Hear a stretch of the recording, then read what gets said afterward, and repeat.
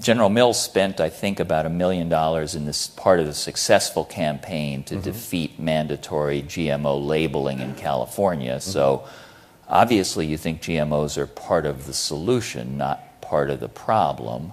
Do you want to say why? And let me throw one other factor in there, the fact that Whole Foods, which is an important distributor retailer of yours, because your brands include Muir Glen and Cascadian Farms and Cheerios are in Whole Foods, is now on their own pushing for labeling, and 20 states are pushing for labeling. So how are you going to navigate this, and what's your point of view on the role of GMOs? Well, first of all, we believe they're safe, and everything that we see and read and understand is that they are safe, and if they weren't, we wouldn't use them. But there are so many organizations that have looked at these over the past 20 years, and I think you'd be familiar with the World Health Organization and the EPA and the USDA and Health Canada. So they're safe.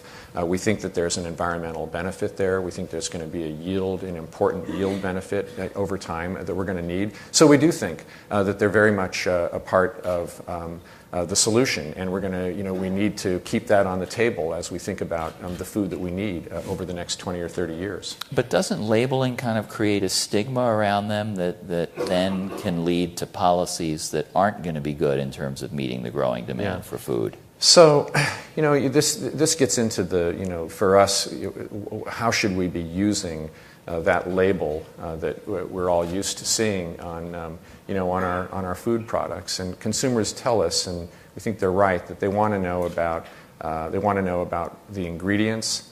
They want to know the nutrition information of that product. They want to know if there's a safety thing, if there's peanuts in there or something like that. They need to know these things.